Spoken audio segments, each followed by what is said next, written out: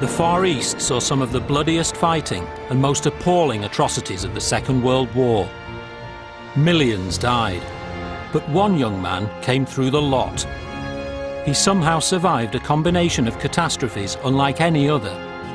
Torture and disease in a Japanese prisoner of war camp, torpedo and shipwreck, and the Nagasaki atom bomb.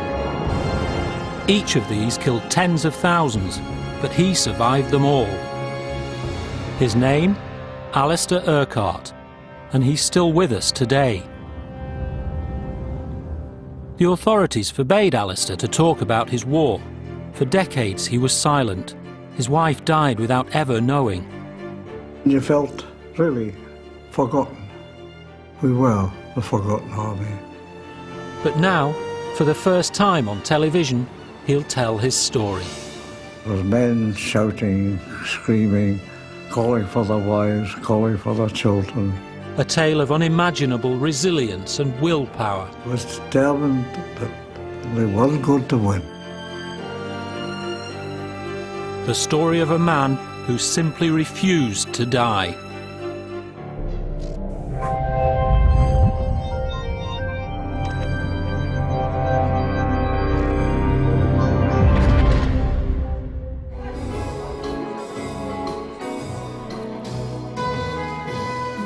Every week, Alistair Urquhart goes to the tea dance at his local village hall.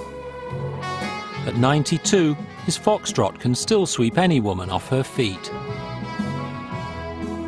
When I'm dancing, I'm in a different world. So I say to myself, I'm pretty good at doing a quick swerve or a different step. I enjoy every dance.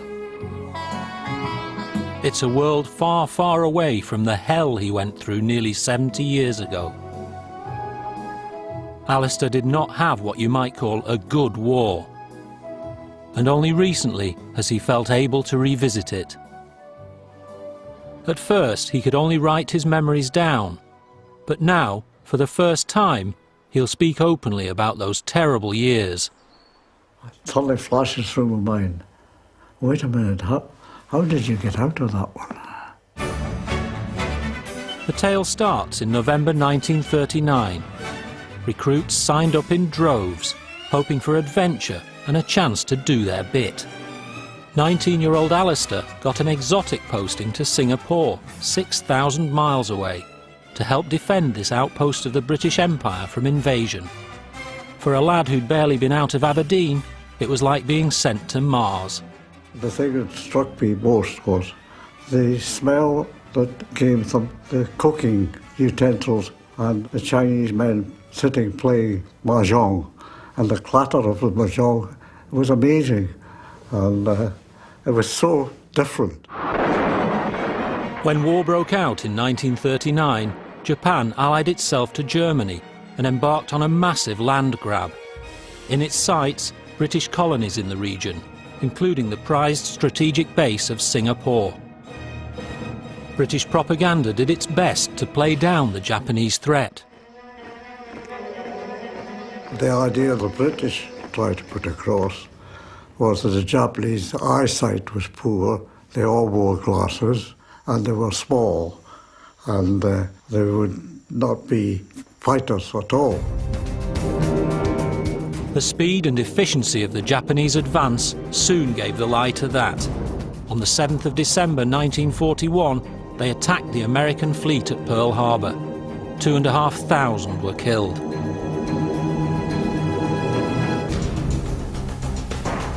Meanwhile, they launched a devastating offensive in the Malayan Peninsula. They were highly skilled jungle fighters, ruthless and well-trained. The British were unable to offer much more than a token resistance. They virtually just overran our people, right, left and centre, right down to Singapore. The entire operation took less than 2 months.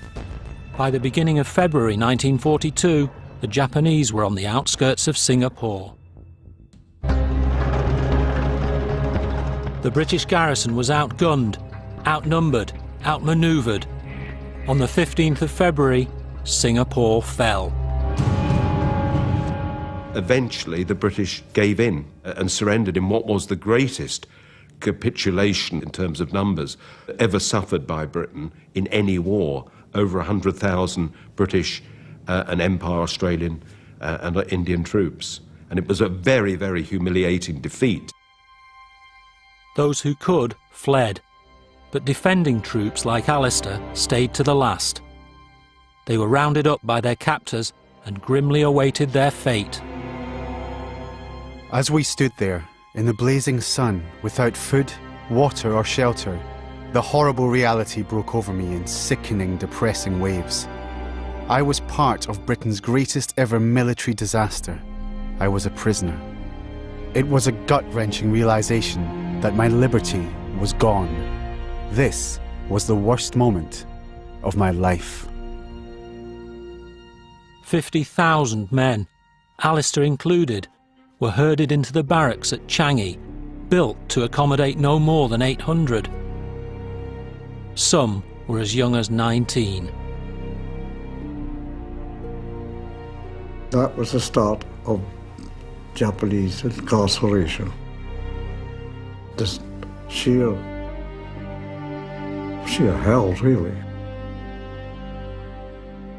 What is common to all camps is the lack of basic requirements: clean water, sanitation, food.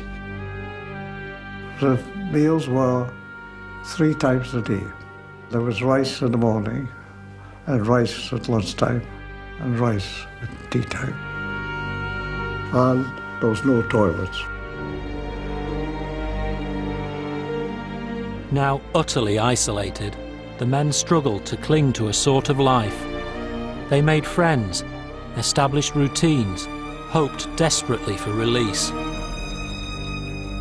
Then, after 8 months, Alistair thought he'd got a lucky break.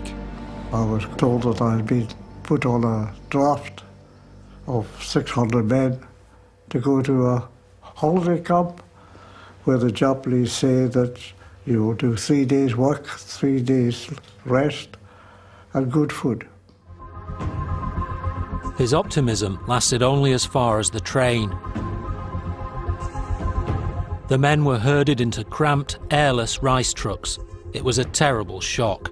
Packed into these trucks, 30 or so to a truck, men ill with dysentery, dehydrated, sick, malaria. Now in the Singapore heat, those steel-sided trucks, you couldn't touch the side. So there was nowhere you could sit. And then the doors were closed. I thought, what on earth is going to happen now? What did happen was one of the most shameful episodes in this, or perhaps any other, war. Welcome to hell.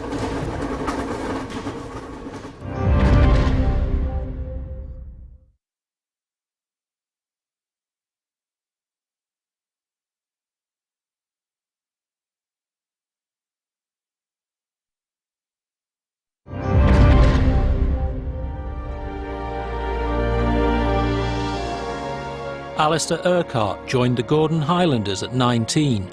He spent his 22nd birthday in a Japanese prisoner of war camp, completely cut off from the world outside.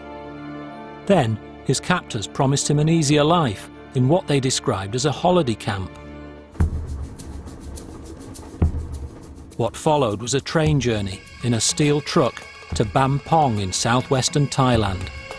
The train was hot as a furnace, 30 to a carriage, no windows, no air, no light. 5 days and 5 nights went by before the ordeal came to an end. To get out into the open air was an absolute heavenly relief. You kept breathing gulps of air rather than just breathing. This welcome respite was short-lived, for then began what was to become a death march. The army of half-starved, dehydrated, diseased men was forced on foot through 160 kilometres of unforgiving jungle. If they fell behind, the Japanese guards simply bayoneted those men that couldn't carry on. As there was a column of 3 in this march, I made sure I was in the centre so the Japanese working on either side couldn't really get at you. Many fell on the trail. Some killed where they lay. Others left for the heat and the insects to finish them off. After another 5 days, they were told they had arrived at their destination. Can you imagine what we found when we got to the holiday camp? It was just virgin jungle. There was to be no rest and no shelter until they'd built it with their own bare hands. Cut down trees, built huts. So we had to start cutting down bamboo trees. This is a holiday camp. Alistair and the other POWs were to be slave labour on an impossible project. A railway running from Thailand to Burma through some of the most inhospitable territory on the planet. If you look at the geography of the region, in order to go from, say, Thailand over to Burma, one of the few ways that you can do it would be to go through the Straits of Malacca. And that's exactly the place where Allied submarines are waiting for you. So it's absolutely critical to have a land route that can move mass amounts of freight very efficiently. In all, some 330,000 men, including over 30,000 British POWs, were sent to work on the Burma Railway. The dense jungle wasn't the only obstacle. Facing us was a huge wall of rock, probably 30 foot high. We had to go through that rock. And to do that, it was a hammer and tap and dynamite. It's unbelievable the weight we were expected to be able to lift. And if you did something bad, then you were made to stand in the sun with a huge boulder above your head. And every time you dropped that boulder, you got beaten up. That they could work at all on the rations they were given defies understanding. The amount of rice, if you take a mug, half of that was your ration, and the same amount of water. Now that was supposed to be 3 times a day. But hunger makes a man resourceful. There are accounts of sort of snail farms. Pets went into the cook pot if things were that bad. A lizard, anything they could find. Muscle wasted, stamina declined. Things seemed to get worse every day, and there was nothing to give you any hope whatsoever. Every morning, I used to say to myself, right, we'll survive today. Never thought of tomorrow. Infection and disease took hold. Like many of the men, Alistair saw a small cut on his leg quickly turn into a painful tropical ulcer. Desperate for relief, he paid a visit to the camp doctor. He said, well, I'm sorry, but there's nothing I can really do for you, but I suggest you go to the latrines and get some maggots and put them on the ulcer, put a leaf around it and let the maggots do their job. And I said, what will they do? He said, they will eat the rotten flesh until you come down to the good flesh. Well, fortunately, I still have 2 legs. Even today, I can sometimes feel, you know.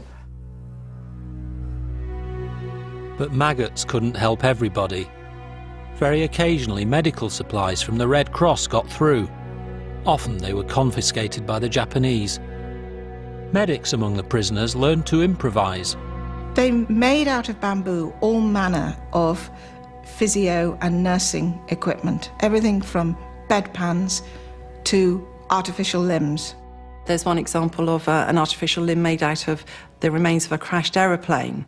The engineers in camps could convert cutlery into medical instruments. Forks and spoons were bent and shaped into surgical retractors for doing operations. Knives were sharpened and used as scalpels. As soon as Alistair could walk again, the Japanese put him on a new project. He was to work on one of the infamous bridges over the River Kwai. That bridge is part of kind of a jugular vein for that part of the empire. And once they've established that and are able to move large amounts of men and material into Burma, they can threaten the entire British Empire. It was treacherous work. Weak, starving men balanced on slippery bamboo, high above the jungle canopy. Many died, but nobody forgot for a moment which side they were on. At every opportunity, we sabotaged. I did specifically. And we used to get bolts to go through the log after you bought it. So if you had a chance, you had a wee steel saw hidden away, and you would cut part way through the bolt. So between that and what others were doing, when the first engine went across the bridge collapsed.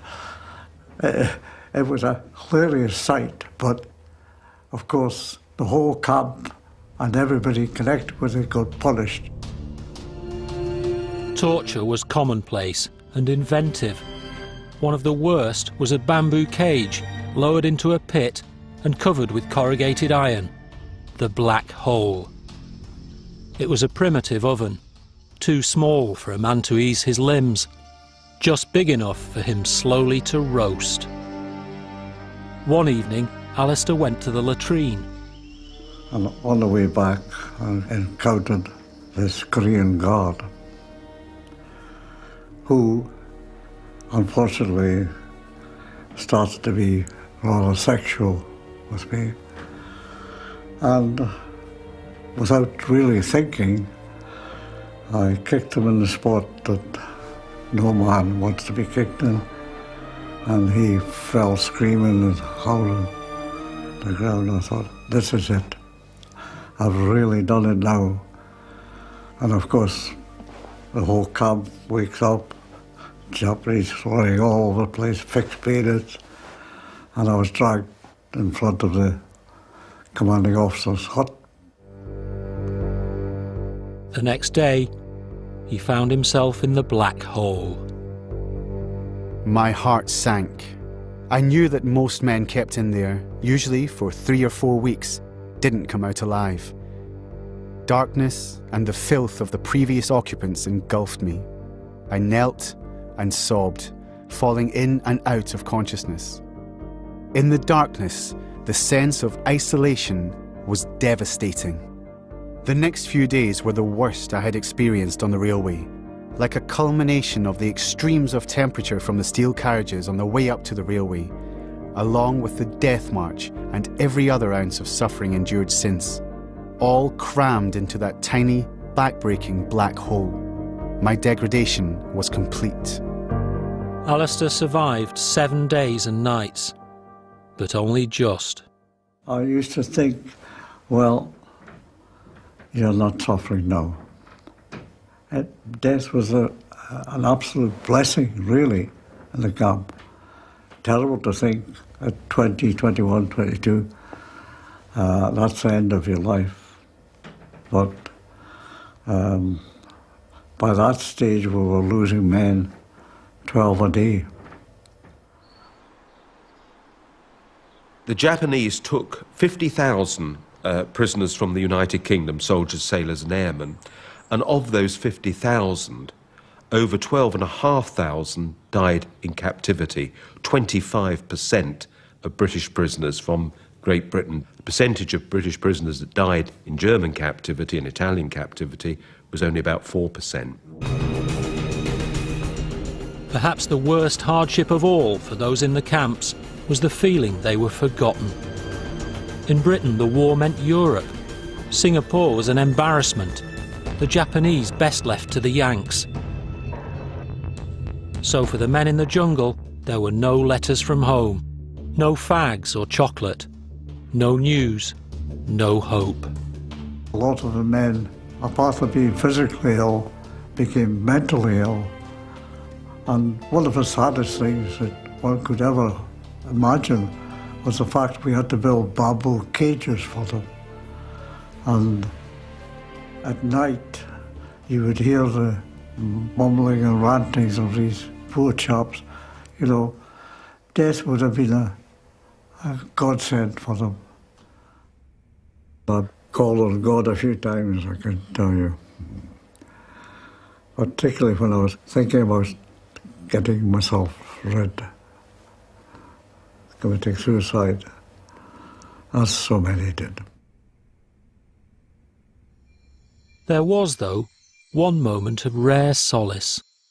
Some of the officers did try to improve the situation, and one of them was to have a concert on top of a hill.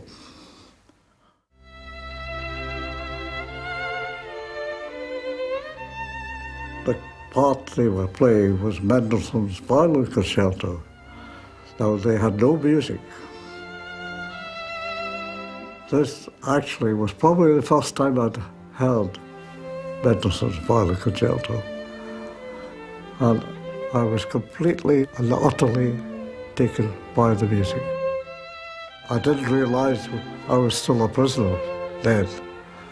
And for the whole of that evening, that was the way I felt, that the music was in me and it was the best medicine that I could possibly have. The prisoners did anything they could to keep their spirits up. Some drew their impressions of camp life, hiding them for posterity in bamboo rolls in the ground. Others organised makeshift entertainments. Theatrical performances were very important where they were able to put them on because they involved so many different people. So you'd have beautiful posters that were drawn to promote them, you'd have programmes, and everyone could either go and watch it or help to produce the sets and the costumes and be completely transported by it. But while they played, a hidden enemy was gathering strength. The unsanitary conditions bred a new disease. Cholera swept through Alistair's camp. For Alistair, cholera was to bring about his release from the camp. But with that release came even greater danger.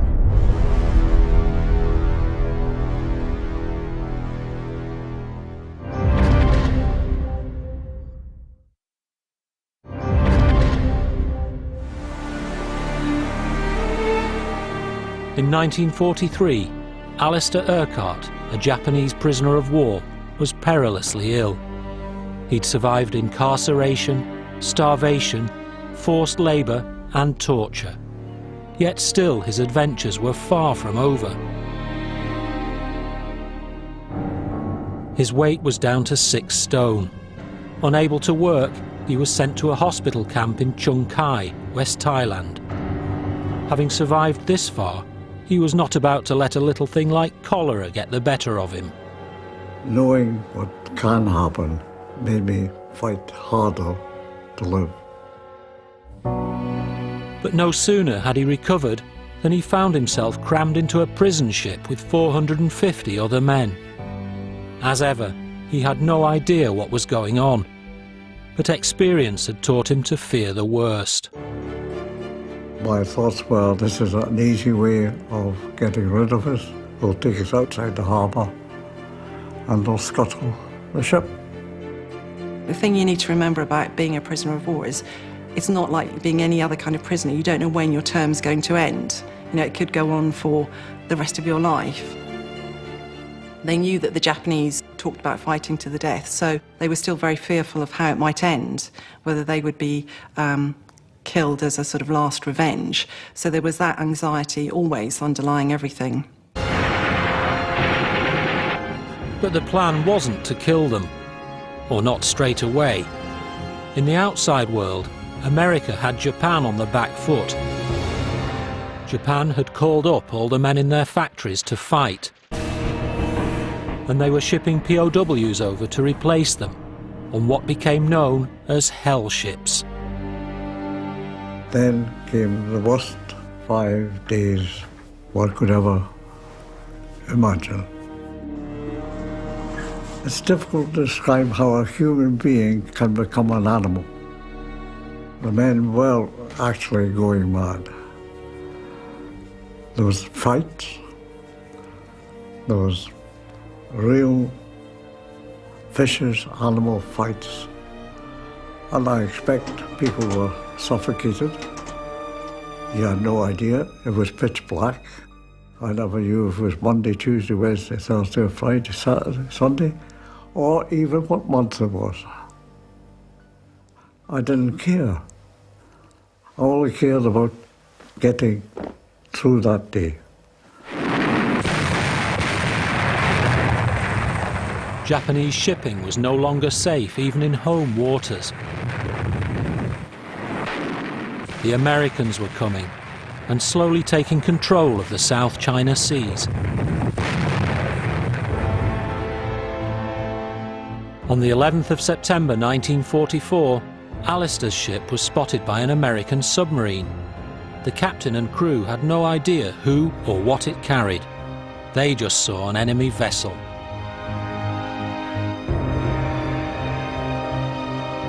There was a tremendous noise. It was a feeling we'd hit a mine or something. And within virtually seconds, the water started to pour in through the hold. And suddenly I found myself in the water, but in a flaming sea of oil. And I was naked, and I swam as hard as I could. There was men shouting, screaming, calling for their wives, calling for their children. And I just turned around and saw the ship go under the waves. The ship sunk in just 15 minutes. That night, 244 of Alistair's comrades died. Victims, as they say, of friendly fire. And, of course, the sharks. In those waters, nobody survived for long. But by a miracle, Alistair found an abandoned life raft. That was night. And I drifted and drifted, and when dawn came, I found myself alone, as far as I could see. There followed his most extraordinary ordeal so far. Alistair drifted alone for days. Searing heat in the daytime, freezing cold at night. No food, no water, no sign of help. The time came where I was drifting out of myself. He stayed conscious and sane by bringing to mind his favourite songs. It was the fact I could sort of play music in my head. He went through his complete repertoire of pre-war quick steps, foxtrots and waltzes, but he always returned to his favourite. Be sure it's true when you say I love you. It's a sin to tell a lie. Millions of hearts have been Blind, burned and nearly dead, he was spotted by a passing ship. Some of the men were rescued by American ships. For them, the war was over. But Alistair's ship was Japanese. Once again, he found himself their prisoner. How they got me off the raft onto the ship, I've no idea.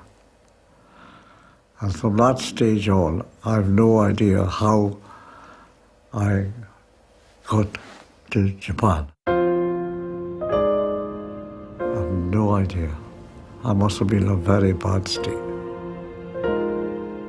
On the 29th of September 1944, he was taken to a camp just outside a place then little known to the world, a town on Kyushu Island called Nagasaki. Compared to the jungle, it was paradise. We had Japanese mat to lie on. Now that was a big change. We also had, for half an hour, some running water. But we didn't have any soap or toothbrush or anything. So even that was a little bit better. As far as Alistair knew, a swastika could have been flying over Buckingham Palace. But after all his ordeals, this at least seemed like stability. It wasn't to last. One day in August 45, I was tending to the tomato plants, which is a case of emptying the Japanese latrines and pouring the liquid onto the tomato plants, which I always remember were lovely green.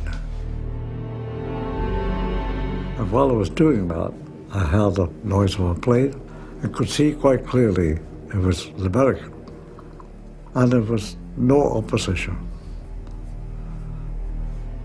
So that gave me a real fillip. I thought, Americans are here. But suddenly, a hot gust, which I thought was a gale force wind, knocked me sideways. I had no idea what it was. The first atomic bomb was dropped on Hiroshima on August the 6th, 1945. The second, 3 days later, on Nagasaki. Some men described thinking that it was a local ammo dump that had gone up, and not having any idea until after the war was over and the troops came in to relieve the camps. From then on, we didn't see any Japanese. They just disappeared. The prisoners had no idea how devastating the bomb had been. 75,000 were killed instantly, and a further 75,000 injured. It caused this immense loss of life. I think personally it saved Japanese lives as well, because had there been an invasion of the Japanese islands, the entire population was going to be mobilized to fight the they would have been principally American invaders, but perhaps with the British-Australian component as well, and it would have been a massacre. Many are convinced that the bomb also saved the lives of Alistair and his fellow prisoners. We know that the orders had been given by the Japanese military that all prisoners of war were to be exterminated in early September of 1945. That if the war hadn't ended when it did, I have no reason to doubt that that's exactly what would have happened.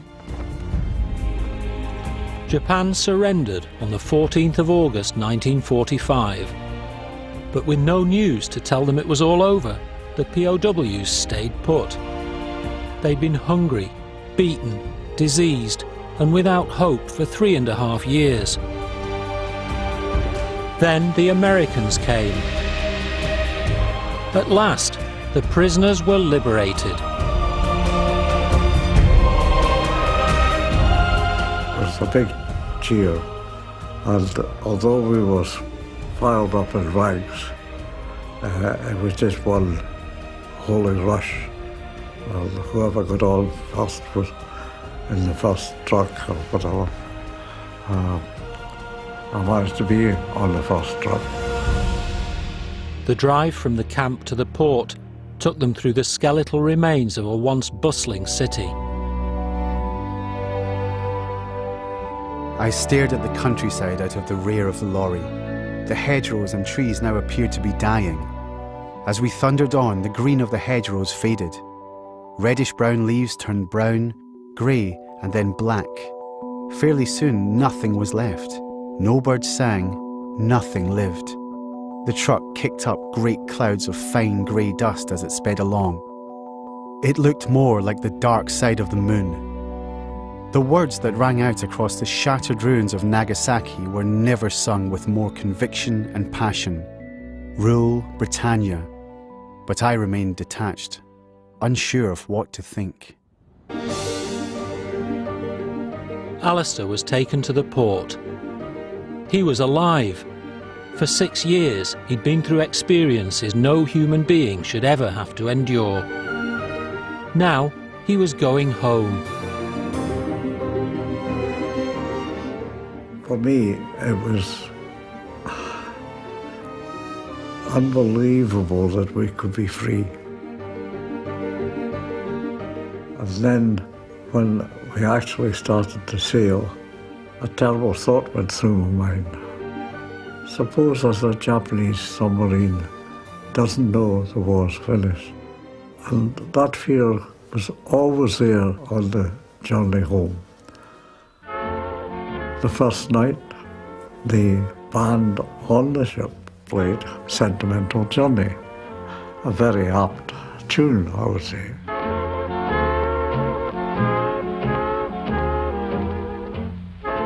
If I'd been a bit fitter, I might have gone on the deck and danced on my own. But unfortunately, I wasn't in that state to do it. But I had ears to listen.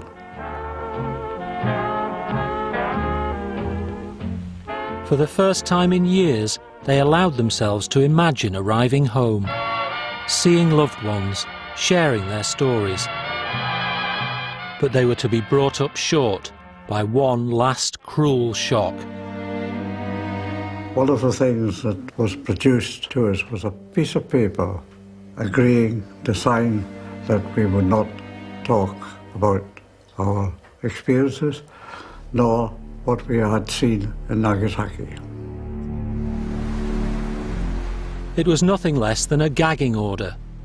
Home came the heroes, and no one could be told.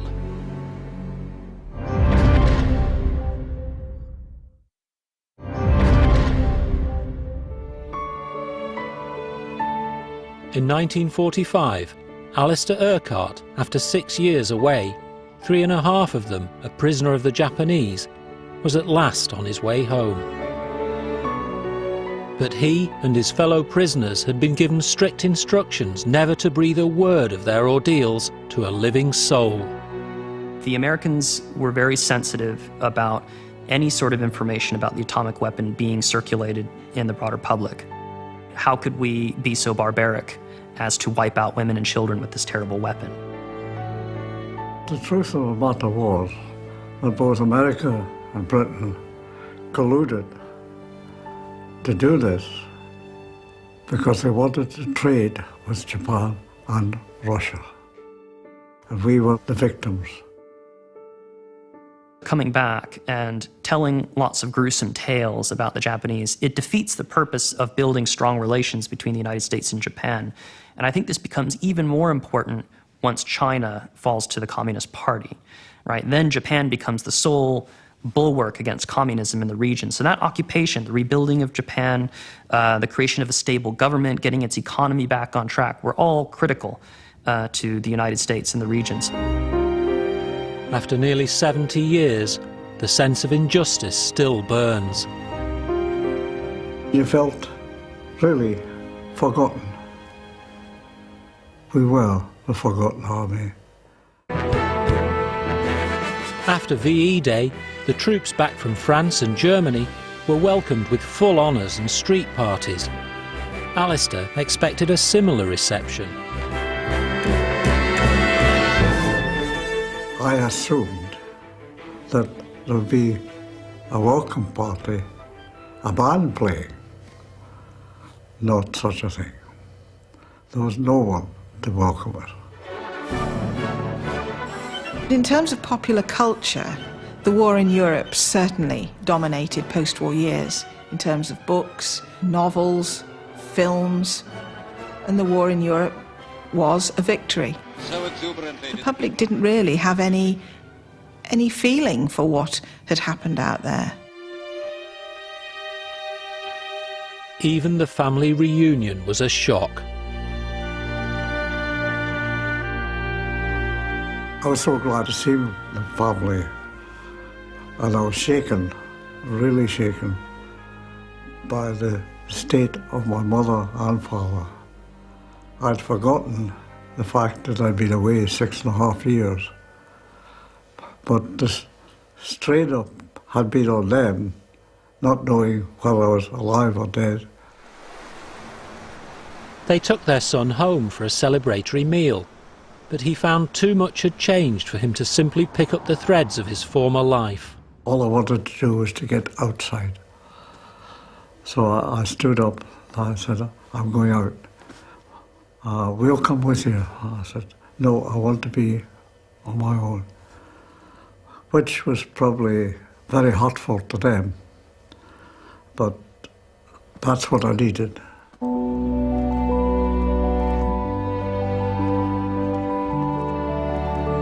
I just wanted to be on my own. I had lived a solitary life for so long that love only suffocated me. In many respects, my family felt like strangers. They could never comprehend the depths of man's inhumanity to man, or the awfulness of an existence that consisted of surviving one day at a time. When I was walking, I was continually looking back. Must have been the fact that I thought the Japanese was behind me. And to be honest, I was scared I would be. Eventually, he found a sort of peace. He met a woman called Mary, and soon they were married. But in the 46 years between their marriage and her death, he never once mentioned his wartime experiences. From that time on, she knew I'd been a Japanese prisoner of war, but we never talked about it. And strangely enough, she never asked questions about it. But nearing the end of his life, he decided somebody should bear witness to the sacrifice that he and his comrades had made. He would tell one person, his son. Unable to find the words face to face, he put it in writing. The worst bit of reading it was the understanding of how close to death he must have been for all these years, and how strong-willed he must have been to survive. Because, you know, I try and put myself into his shoes, and I probably reckon I probably would have lasted just a few weeks and given up.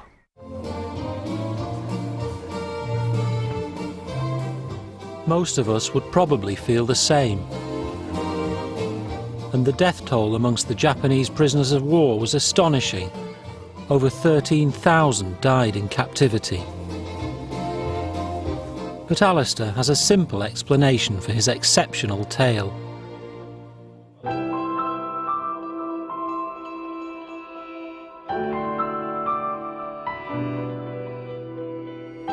I often wonder now, how did I survive? I think when I was a youth, if I took up anything at all, I had to be the best, or at least try to be the best in that particular thing. And I've always been wanting to be a winner.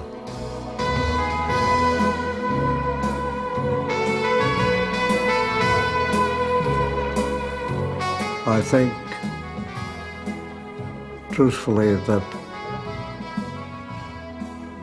I made my own luck.